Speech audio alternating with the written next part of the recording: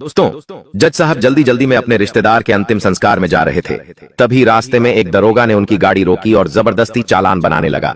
लेकिन जज साहब ने दरोगा को पूछा कि किस बात का तुम चालान बना रहे हो। तो दरोगा गुस्से में आकर जज साहब को थप्पड़ मार देता है और उनकी गाड़ी भी जब्त करवा देता है। भरे बाजार में एक दरोगा जज साहब का अपमान कर देता है। इसके बाद जज साहब ने जो किया उसे सुनकर आपके भी पसीने छूट जाएंगे। दरअसल दोस्तों, इस घटना की शुरुआत होती है उत्तर प्रदेश के कानपुर शहर से, जहां पर रवि नाम का एक लड़का अपनी मां के साथ रहा करता था। रवि के पिताजी रवि को 2 साल की उम्र में ही छोड़कर इस दुनिया से जा चुके थे। तब से रवि की मां चौराहे पर चाय समोसा बेचकर रवि को पाल पोस रही थी। रवि हमेशा से ही एक गरीब परिवार से था। उसकी मां उसको बहुत मेहनत से पढ़ा लिखा रही थी। रवि भी अपनी मां से खूब प्यार करता था। अक्सर रवि भी अपने चाय के ठेले पर जाकर अपनी मां की मदद करता था। वह स्कूल से आने के बाद चाय की थैली पर चला जाता था। रवि अपने स्कूल में खूब अच्छे नंबर लाकर पास हुआ करता था। वो हमेशा से ही पढ़ाई में काफी तेज था। उसका दिमाग आम बच्चों से बहुत ज्यादा तेज चलता था। उसकी मां कहती कि तू तेरे पिता के ऊपर गया है, तेरे पिता भी काफी तेज दिमाग के थे। रवि अक्सर अपनी मां से सवाल करता कि आखिर हम इतने गरीब क्यों हैं? पापा क्या करते थे? आप तो कहती थी कि पापा बहुत तेज दिमाग के थे, बहुत ही अच्छे थे पापा। तो फिर पापा करते क्या थे और हम इतने गरीब क्यों रह गए? तो रवि की मां उसे बताती है कि उसके पिताजी एक सरकारी वकील थे। उसके पिता गरीब लोगों की हमेशा मदद करते थे। जो व्यक्ति किसी झूठे आरोप में फंस जाता था या फिर जो व्यक्ति सच्चा था लेकिन उसके पास केस लड़ने के पेशे नहीं होते थे, तो रवि के पिताजी ऐसे व्यक्तियों का केस लड़ा करते थे। कभी किसी से ना ही पैसा लेते थे और ना ही किसी से रिश्वत लेते थे और वे लोगों का केस भी बहुत ही जल्दी जिता दिया करते थे। वे हर केस को बहुत अच्छे से लड़ते थे। कई सारे दूसरे वकील उनसे जलते थे क्योंकि वे गरीब लोगों को बिल्कुल मुफ्त में केस जिता दिया करते थे और दूसरे लोग पैसे लेकर भी केस नहीं जिता पाते थे। इसलिए एक समय पर उनका खूब नाम चलता था। रवि के पिताजी गरीब रह लिए लेकिन कभी उन्होंने किसी से पैसा नहीं लिया।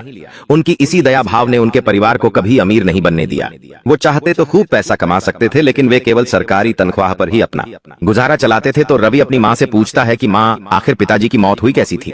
तो रवि की मां रवि को एक बहुत बड़ा सच बताती है कि तुम्हारे पिता एक गरीब का केस लड़ रहे थे। उस गरीब की जमीन पर उस समय के विधायक ने कब्जा कर रखा था और वह विधायक वह जमीन उस गरीब को नहीं दे रहा था बल्कि उस जमीन के झूठे कागजात बनाकर खुद के नाम करना चाहता था, जिसके चलते वह गरीब अपनी सारी जमीन से हाथ धो बैठा था और विधायक के खिलाफ कोई केस भी नहीं लड़ रहा था। तभी तुम्हारे पिता ने उस गरीब का केस लड़ा और कोर्ट में काफी अच्छे से उस गरीब का केस आगे बढ़ रहा था। तभी तुम्हारे पिता को खूब सारी धमकियां मिल रही थीं। एक के बाद एक कई सारे विधायक के लोग तुम्हारे पिता को जान से मारने की धमकी भी दे रहे थे लेकिन तुम्हारे पिता टस से मस नहीं होते थे। लेकिन जब एक दिन सुनवाई हो रही थी तो उस समय का जो जज था उसने सारे सबूत होते हुए भी विधायक के पक्ष में फैसला सुना दिया था और वह सारी जमीन विधायक के नाम करवा दी थी। पूरे कोर्ट में उस जज ने विधायक के हक में फैसला सुनाया, वो भी सारे सबूत विधायक के खिलाफ थे। फिर भी क्योंकि वह जज भी विधायक के टुकड़ों पर पलने वाला जज ही था और इस बात से और इस केस के बाद तुम्हारे पापा बहुत ज्यादा डिप्रेशन में चले गए थे। वो न्याय प्रणाली में इतना बड़ा धोखा होने पर बहुत ज्यादा दुखी थे। वो मुझसे कहते हैं कि एक दिन अपने बच्चे को भी मैं जज बनाऊंगा ताकि कभी ऐसे धोखे ना हो पाया हो, क्योंकि न्यायाधीश ही अगर ऐसा घूसखोर निकल जाए तो फिर न्याय कैसे होगा, क्योंकि न्याय देने वाला ही ऐसी धांधली करने लगे।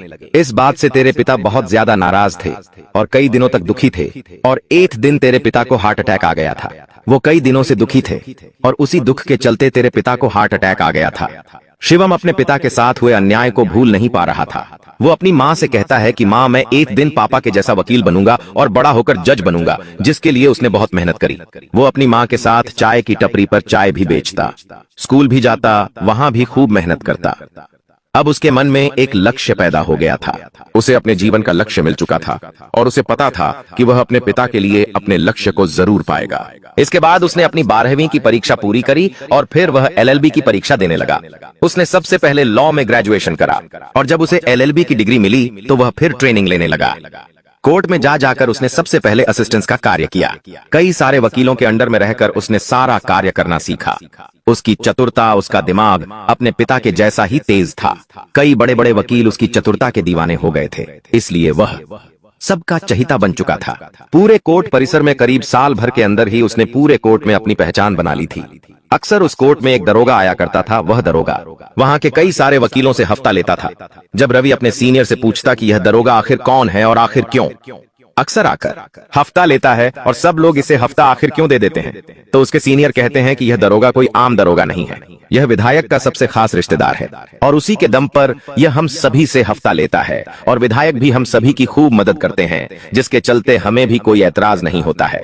हफ्ता देने में रवि धीरे धीरे समझ रहा था कि कहीं यही विधायक वो तो नहीं है जिसने वो जमीन धोखे से हड़प्पी थी। लेकिन धीरे धीरे समय आगे बढ़ता है और अब रवि खुद अकेले केस लड़ने लग गया था। उसने सबसे पहला केस एक गरीब व्यक्ति का ही लड़ा था।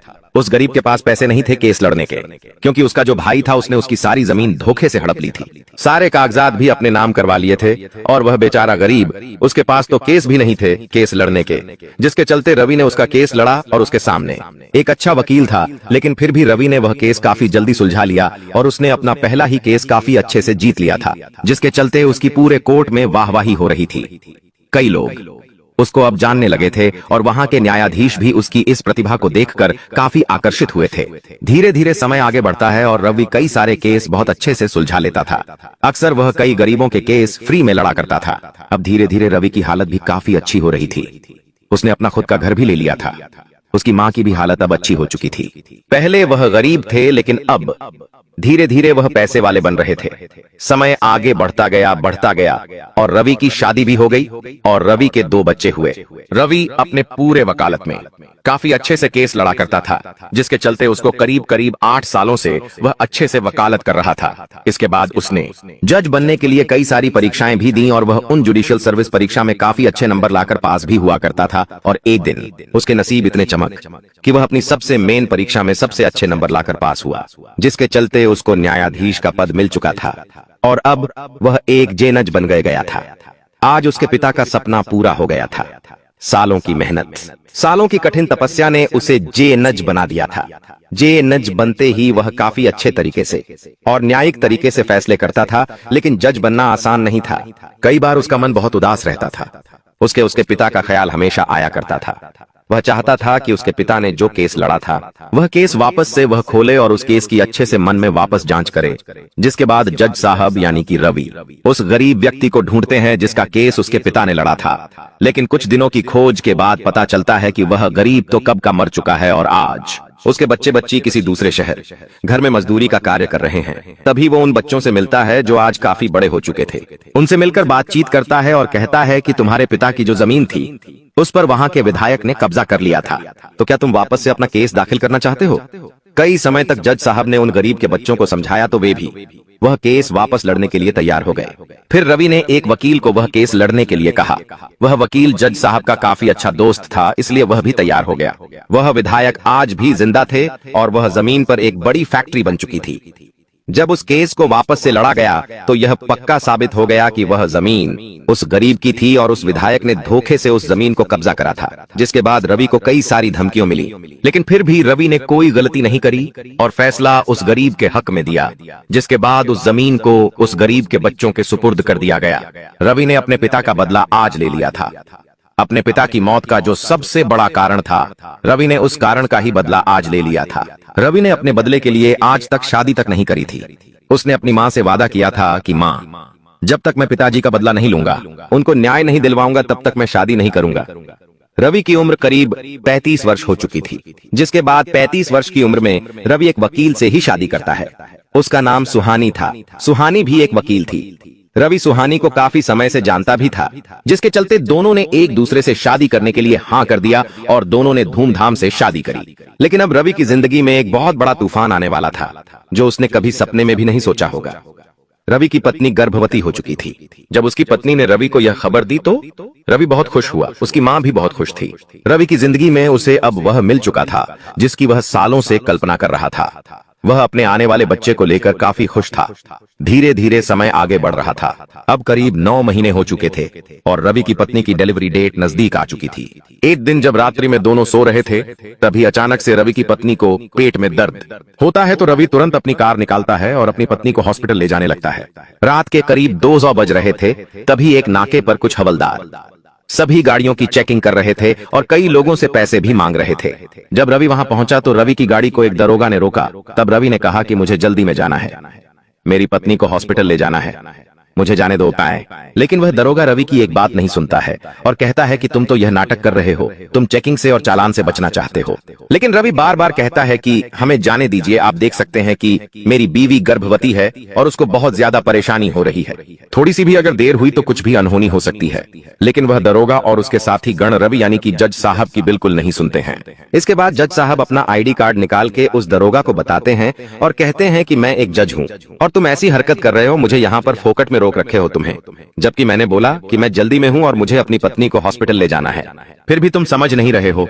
ये क्या गुंडागर्दी तुमने लगा रखी है। जब रवि ने ऊंची आवाज में बोला तो वह दरोगा रवि को कहने लगा कि अरे जज साहब क्यों भड़क रहे हो, हमें माफ कर दीजिए, हमसे गलती हो गई और आप जाइए, जल्दी से जाइए। इसके बाद वह दरोगा जज साहब को छोड़ देते हैं। लेकिन रवि जल्दी में था इसलिए उसने अभी कुछ नहीं किया। वह बहुत गुस्सा था। जैसे तैसे वह अस्पताल पहुंचा और उसने अपनी पत्नी को ऑपरेशन थिएटर में भेजा, जहां पर ऑपरेशन के द्वारा उसको एक कन्या प्राप्त हुई। उसकी पत्नी ने एक बच्ची को जन्म दिया। यह सुनकर वो काफी ज्यादा खुश था। लेकिन डॉक्टर ने कहा कि अगर तुम थोड़े भी और लेट हो जाते तो तुम्हारी पत्नी और तुम्हारी बच्ची दोनों की जान पर खतरा था। यह सुनकर रवि बहुत ज्यादा गुस्सा होता है। वह मन ही मन सोच लेता है कि अब चाहे कुछ भी हो जाए, उन दरोगा को और उन पुलिस वालों को सबक तो सिखाना पड़ेगा। कुछ समय बाद जब सब कुछ नॉर्मल हो जाता है तो फिर रवि यानी कि जज साहब एक प्लान बनाते हैं और वे सादे कपड़ों में ही रात के 2 बजे अपनी गाड़ी से वापस उसी रास्ते पर जाने लगते हैं। वहीं नाके पर वो सभी दरोगा आज भी मौजूद थे। लेकिन इस बार रवि ने सारा प्लान बना रखा था। जज साहब ने अपनी शर्ट की जेब पर एक कैमरा वाला पेन लगाया। इसके बाद उन दरोगाओं ने जज साहब की गाड़ी रोकी और कहा कि चलो बाहर आओ। तो जज साहब कहने लगे कि क्या हुआ, रात में क्यों रोक रहे हो मुझे? तो वह दरोगा कहता है कि तुम बहुत तेज गाड़ी चला रहे थे, तुम्हारा चालान काटना पड़ेगा। तो जज साहब कहते हैं कि मैं तो काफी आराम से चला रहा था, किस बात का चालान काटोगे? तो दरोगा कहता है कि मुझसे सवाल मत करो और चुपचाप पैसे निकालो। तो जज साहब कहते हैं कि इस बात के पैसे और रात में मेरी गाड़ी क्यों रोक रहे हो? तो दरोगा कहता है तुम्हें मैं थाने ले चलूं? क्या तुम बहुत सवाल करते हो? तुम्हें कहा ना कि चलो जल्दी से पैसे निकालो और चुपचाप अपना रास्ता नापो। वह दरोगा जज साहब से घूस मांग रहा था। वह जानता नहीं था कि वह जज साहब है जो कि एक न्यायाधीश है और दारोगा उन्हीं से रिश्वत ले रहा था, उन्हीं से घूस ले रहा था। तब वह दारोगा कहता है कि निकाल रहे हो या तुम्हें गाड़ी में डालूं और थाने ले चलूं? तो जज साहब कहते हैं कि तुम्हारी हिम्मत है तो तुम ले चलो, मुझे तुम्हारे जैसे दरोगा मुझे थाने ले जाएंगे? और जज साहब हंसने लग जाते हैं। तो दरोगा गुस्से में आकर जज साहब को 2 थप्पड़ मार देता है। लेकिन जज साहब खुद के ऊपर कंट्रोल करते हैं और सब कुछ अपने कैमरे में रिकॉर्ड होने देते हैं। वह दरोगा जज साहब के साथ खूब सारी बदतमीजी करता है और अंत में जज साहब की गाड़ी को सील करके जज साहब को थाने ले जाता है, जहां पर थाने में जज साहब को बंद कर देता है और कहता है कि अब तुम यहीं पर रहोगे, जब तक तुम मुझे पैसे नहीं दोगे तब तक तुम्हें यहां से मैं छोड़ूंगा नहीं। बेचारा दरोगा समझ नहीं पा रहा था कि जिसको उसने थाने में बंद करा और जिससे वह पैसे मांग रहा है वह कोई आम इंसान नहीं बल्कि एक जज है, एक न्यायाधीश है। दरोगा जज साहब को कहता है कि तुम कितने ढीठ इंसान हो, तुम लॉकअप में बंद होने को तैयार हो लेकिन पैसा देने के लिए तैयार नहीं हो। दरोगा कहता है कि तुम अगर ढीठ इंसान हो तो मैं भी तुमसे बड़ा ढीठ इंसान हूं, मैं भी तुम्हें नहीं छोड़ूंगा जब तक तुम पैसे नहीं दोगे। इसके बाद रवि कहता है कि तुम्हें पैसा ही चाहिए तो ठीक है, मैं पैसा फोन करके मंगवाना हूं, मुझे मेरा फोन दो, मैं एक जने को फोन करता हूं, तुम्हारे लिए पैसा आ जाएगा। तो वह दरोगा रवि को उसका फोन दे देता है। तो रवि उस एरिया के एसपी साहब को फोन लगाता है और कहता है कि साहब जी, तुम्हारे दरोगा ने मुझे जेल में बंद कर दिया है, तुम जल्दी से आ जाओ। दरअसल जज साहब का दोस्त ही उस शहर का एसपी था।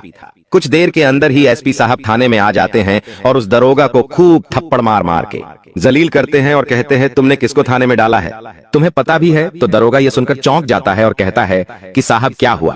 तो एसपी साहब कहते हैं कि ये अपाय का न्याय आयतापान की पाया, कोई आम इंसान नहीं बल्कि एक न्यायाधीश है, ये जज साहब है। जब यह सुनता है तो वह दारोगा सदमे में आ जाता है। वह तुरंत जाता है और वह लॉकअप खोलता है और जैज के पांव में गिर जाता है और कहता है साहब मुझे माफ कर दीजिए, मुझे नहीं पता था कि आप एक जज है। इसके बाद एसपी साहब भी जज से माफी मांगते हैं और कहते हैं कि इसकी गलती के लिए मैं तुमसे माफी मांगता हूं, इसको सजा तो मिलेंगे ही मिलेंगे। लेकिन जज साहब कहते हैं कि यह दरोगा और उसके साथ वाले रोजाना वहां रात्रि में नाके पर खड़े हो जाते हैं और आम लोगों को रोक रोक कर उनसे खूब पैसा लेते हैं। एसपी साहब कहते हैं कि साहब आप चिंता मत करिए, अब इनके खिलाफ इंक्वायरी बैठेगी। लेकिन एसपी साहब और दरोगा जज साहब को कहते हैं कि आपने पहले क्यों नहीं बताया कि आप एक जज है, तो यह दरोगा आपको जेल में भी नहीं डालता और आपके साथ बदतमीजी भी नहीं करता। तो जज साहब कहते हैं कि मुझे इसको रंगे हाथों पकड़ना था। मेरे पास इसके पुख्ता सबूत आ चुके हैं। अब मैं कोर्ट में इसको और इसके पूरे साथियों को गरीब लोगों से पैसा मांगने और उनको जलील करने के जुर्म में इसको कड़ी से कड़ी सजा दिलवाऊंगा। जब दरोगा यह सुनता है तो उसके छक्के छोड़ जाते हैं। एसपी साहब भी जज की साइड लेते हैं और अपने दोस्त होने का फर्ज निभाते हैं। इसके बाद कोर्ट में उन सभी दरोगा को निलंबित किया जाता है और 5-5 साल की सजा और लाखों रुपए का जुर्माना लगाया जाता है। तो दोस्तों, इस घटना से आपको क्या सीख मिलती है? किस तरह से एक चाय बेचने वाले लड़के ने अपने पिता का बदला लिया और वह भी एक अच्छा वकील बनकर एक जज बना। दोस्तों की सत्य घटना से आपको क्या सीख मिलती है? कमेंट करके जरूर बताएगा और वीडियो को लाइक जरूर करिएगा। अभी के लिए आप सभी दर्शकों को हर हर महादेव और हमारे चैनल को सब्सक्राइब जरूर करिए।